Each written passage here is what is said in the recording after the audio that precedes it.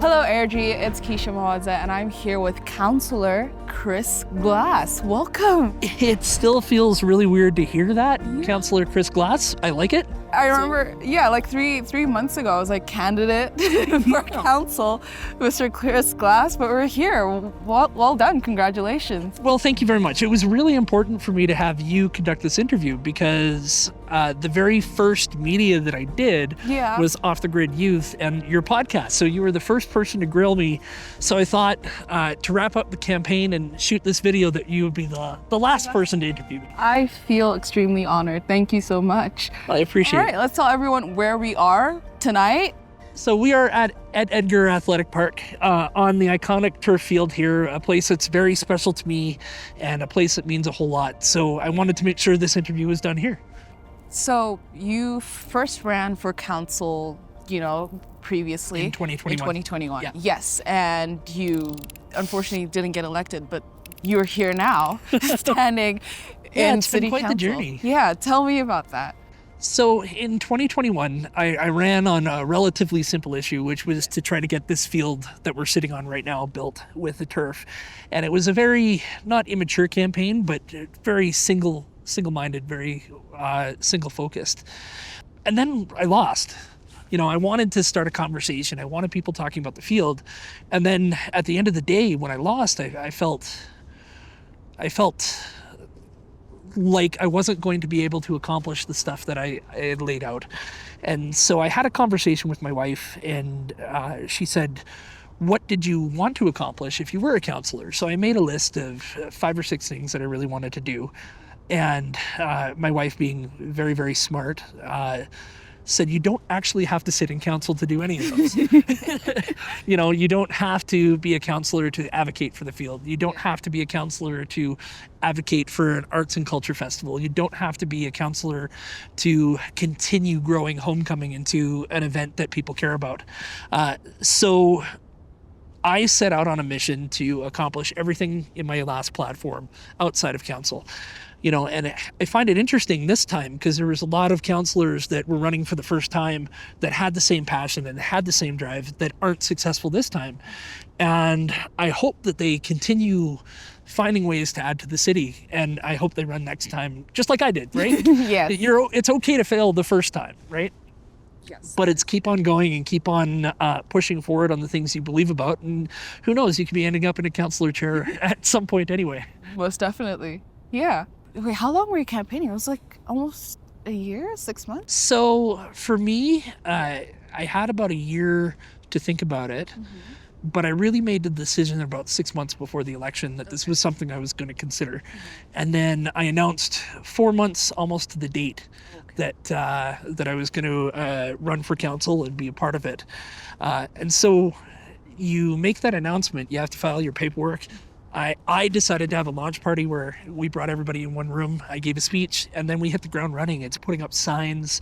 I was one of the first ones up with signs, but that also means you had to maintain your signs the whole time that you were doing it. So that was an hour a day of just making sure my signs were in the right place. And then one of my favorite parts of the campaign was being able to communicate in videos like this to residents about what my plans were. Right, so cutting short, small, quick videos to really nail home what I wanted to accomplish. Those videos got a lot of success and really helped get my message through. So I'd like to continue being accessible after the election and continuing up with talking directly to people and letting people know exactly what's going on and what the process is. So that's key to me, that people have a better understanding of what their government officials are doing.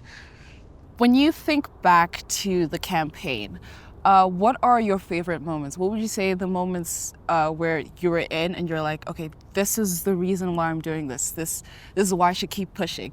What moment in your campaign gave you that feeling? So there was a couple. One started just before the campaign. I had made the decision to run, but I hadn't announced it yet.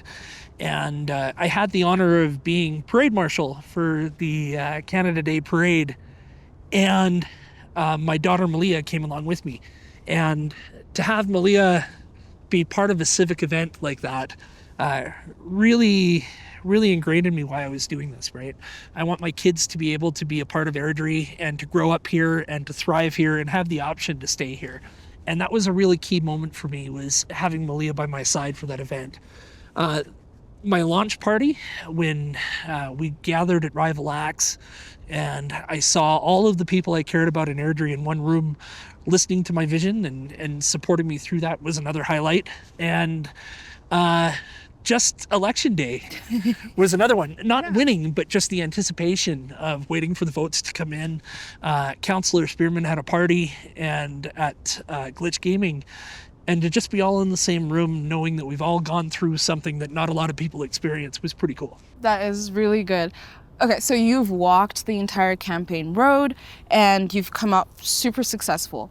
What advice would you give to someone who's looking to running for council and probably doesn't know where to start? Well, one of the key things that I heard was run your race like you're 10 points behind, and you need to keep working through it. Don't take anything for granted. No voter owes you anything. So it's about going out and earning people's vote and earning that respect. So have respect for the voters that you're talking to, and go meet them where they are. Most definitely. That does sound like solid advice. And so now you're part of a new council team. So you've got different personalities on board, different ideas. Everyone's got incredible ideas and pitches to make. Yeah. So how do you plan on working with this new team? How do you plan on working with people and working towards a collective goal of making a better Airdrie? So that's a great question. And one of the big things that you do is you run on your individual platforms. But when you get into office, now you're one of 7 people. So it's about really coming together with your council colleagues and making sure you understand their points of view and understand what's important to them, because all 7 of us are going to have to work together in order to accomplish anything in the city. So finding that common ground between, Councillor Stewart's campaign, Councillor Colson's campaign, Councillor Chapman's campaign, and putting all those pieces together and finding a common ground and finding a way to work forward for Airdrie is going to be key. So you move from talking about what you want to accomplish and you go to talking what we're going to accomplish as a team. The other thing is just making sure that even if you disagree in private, and you support council's decision moving forward. Yes, most definitely. That does sound like a wonderful way.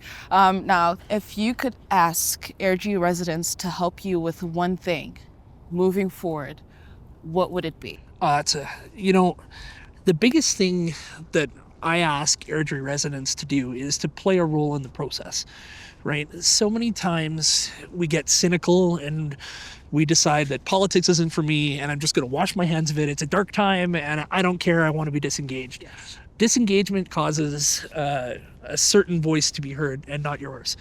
Right. So you want to play a role. And my expectation on the people who voted for me or the people who voted against me is to help hold council accountable. That means showing up to meetings, that's sending us emails, asking us questions, providing feedback when you get a chance, and just playing a part in the process, right? I think that's so key, and we need to bring more people into the fold, not less. So what do you hope to accomplish in your first year as part of City Council? So that first year is really about learning the job and learning your role, learning the budgeting process. So what I'd really like to accomplish in my first year is to, for one, get that budget taken care of. So that's the first thing we're going to be dealing with as a council out of the gate. Literally we have a week's worth of training, we have our first council meeting, and then we get given this binder. So understanding that and understanding the process is going to be key. But I really want to make sure that when we talk about big infrastructure projects, when we talk about the new rec center, that we're considering all voices, and we're considering all voices from the beginning. So in my first year, that accessibility and that inclusivity is going to be super important. The other thing is we have an affordability crisis going on across the globe. Everything's getting more expensive. Everything's getting harder to do. And I'd like to find ways to bring costs down. That's going to be a key priority for me in the next, let's call it 6 months to a year. All right. So how would you balance ambition and humility, especially now that you are in a city council position? Well, I think one of the most humbling things you can do is go to a city and ask people for their support and for their vote. So everybody's ambitious. You're not going to find somebody who runs for office who isn't, and that ambition might not just be like for me to succeed, but I have the ambition to change something or to accomplish something or to do something great. So ambition is there, but the biggest part about that is you can't accomplish it without being humble and without taking the approach of I don't know what I don't know, and going in there willing to learn new things. Any politician who tells you I'm never going to do something and they never deviate from that, I think puts themselves in a box. I'm willing to learn new things. I'm learning to learn from other colleagues, learning from our citizens, and that's really key to succeeding, because when you show that humility, you can get a lot done. So that to me is really the balance. Yeah. The ambition comes from standing up and saying, hey, I think I'm the right person to be a solution for this. But the humility is listening to people who might have different points of view and being open to change your points of view. Somebody who has never changed their point of view has never accomplished anything. And I think that was Winston Churchill who said that. That is a good quote. That is an Yeah. eye-opening quote. Yeah. One of the coolest parts too is we have a very, very diverse group of city councilors. We have the experience with Candace, Ron, and Heather leading the ship, and then we have 4 new councilors that are going to be bringing new ideas, a new perspective to the job. And I think as Airdrie gets to the point where we're going to be 100,000, 110,000, 120,000, we're going to need new approaches and new ideas. Before we leave, I have a question for you. As a young person who's involved in the community, what do you expect from your elected officials?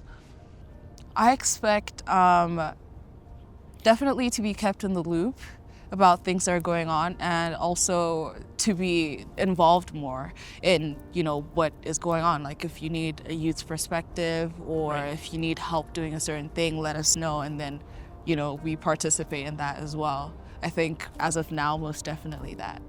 It's rare to find people who are in these positions that are willing to still come back and ask questions and answer those questions as well, and participate with the youth and make sure that they constantly check in. So I feel like one issue in the community is people feel like once they've helped someone get into a position that you Right. are in, they completely disregard them after. And I'm glad to see that you haven't forgotten about us and you keep coming back and you keep answering our questions. So thank you so much for that. All right, thank you so much for having me, Chris. Congratulations yet again, and I wish you the absolute best in the rest of your run, and I hope that everything that you have and your goals, we get to achieve that. And I very kindly ask Airdrie residents to help our council make a better Airdrie. Please get involved and participate. Yeah. Awesome. Well, thank you again. This has been Thank great. you. Thank you so much.